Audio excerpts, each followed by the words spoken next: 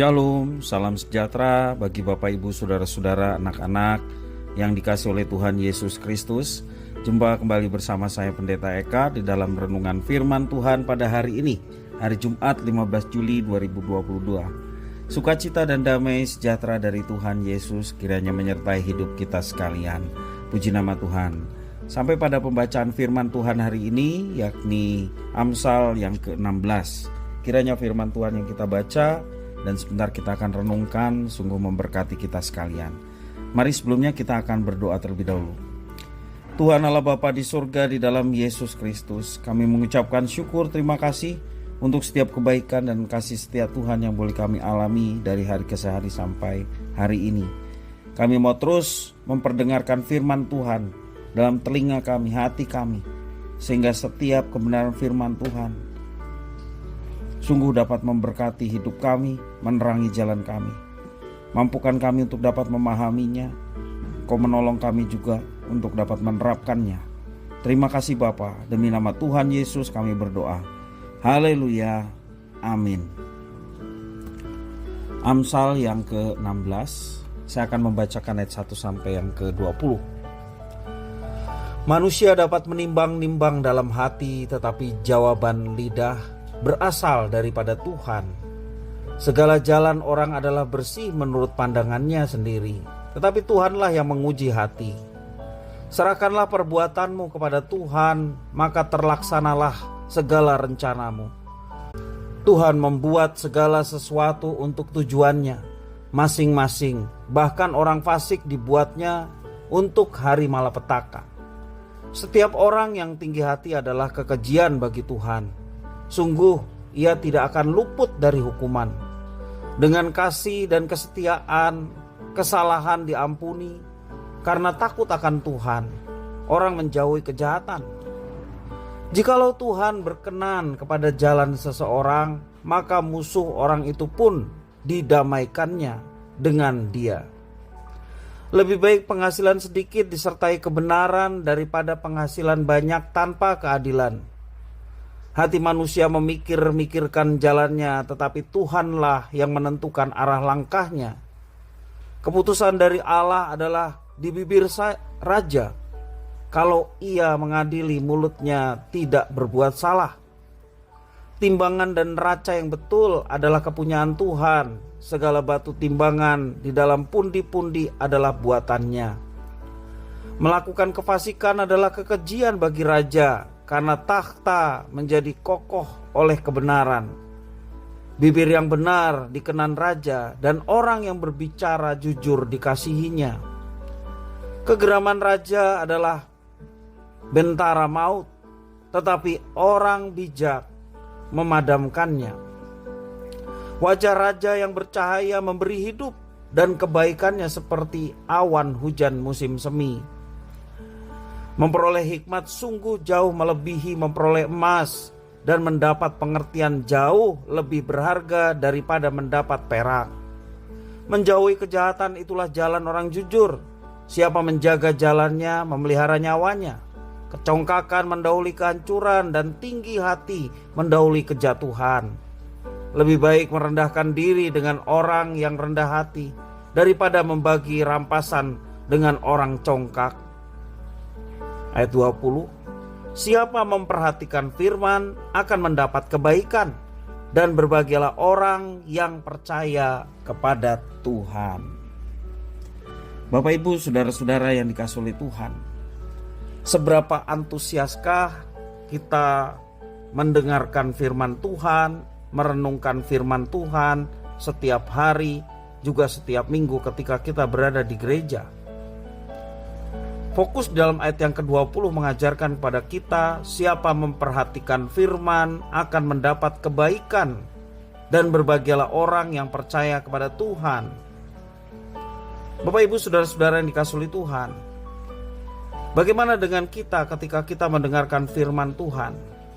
Ketika khotbah firman Tuhan disampaikan ataupun renungan disampaikan, apakah kita sungguh-sungguh memasang telinga dan hati kita, memperhatikannya dengan seksama, sehingga kita boleh mendapatkan berkat melalui penyampaian firman Tuhan serta penjelasannya?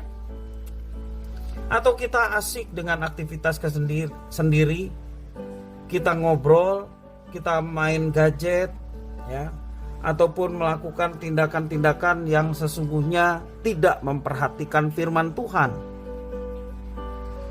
Ada yang ngobrol dengan sebelahnya, sibuk main HP, atau sengaja keluar untuk guyonan di halaman. Jika hal semacam itu tidak segera diubah, maka para pelakunya dapat kehilangan banyak berkat dari pemberitaan firman Tuhan.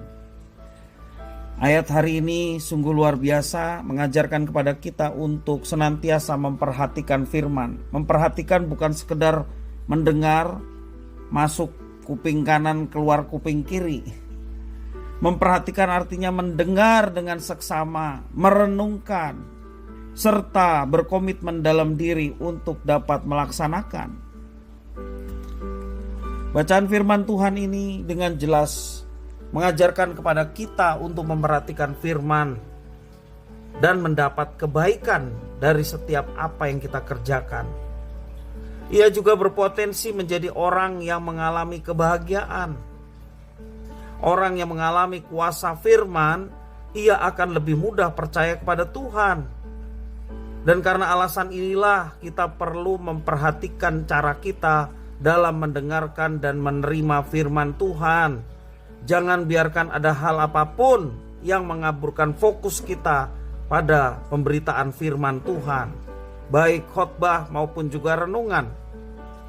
Mintalah agar Tuhan dalam tanda petik membajak hati kita supaya menjadi seperti tanah yang subur. Dan ketika benih firman Tuhan ditaburkan, tidak terbuang percuma, tetapi boleh bertumbuh dalam hidup kita. Seperti perumpamaan Yesus mengenai sang penabur dalam Matius pasal 13. Mari kita juga berani menghindari sikap dalam diri kita yang menyepelekan firman Tuhan. Sekalipun tampaknya firman yang disampaikan mungkin kita sudah pernah dengar, ataupun yang disampaikan hanya sederhana, ya, tanpa ada contoh-contoh yang lengkap. Tetapi ketika itu bersumber dari Alkitab firman Tuhan, jangan sedikit pun sikap hati kita menyepelekan firman Tuhan. Karena orang yang memperhatikan firman Tuhan, dialah yang akan menerima kebaikan Tuhan. Hati kita dalam kondisi baik, seperti tanah yang subur sudah dibajak, siap ditaburkan benih, maka benih itu akan berbuah, bahkan berbuah maksimal. Amin. Nah, Bapak Ibu Saudara-saudara yang dikasihi oleh Tuhan, kiranya melalui firman Tuhan, renungan hari ini kita diingatkan untuk senantiasa memperhatikan firman Tuhan, antusias mendengarkan firman Tuhan, tidak ngantuk, tidak menyepelekan, atau tidak main-main atau perhatian kita kepada yang lain, tetapi kita antusias, kita sungguh-sungguh memperhatikan firman Tuhan, baik disampaikan dalam bentuk khotbah, dalam bentuk renungan singkat, ataupun juga dalam diskusi-diskusi firman Tuhan dalam sekolah minggu. Kita antusias, rasakan dan alami kebaikan Tuhan tak kala kita sungguh-sungguh memperhatikan firman-Nya. Tuhan sedang membawa kehidupan kita untuk mengalami kebaikan demi kebaikan yang Tuhan telah sediakan.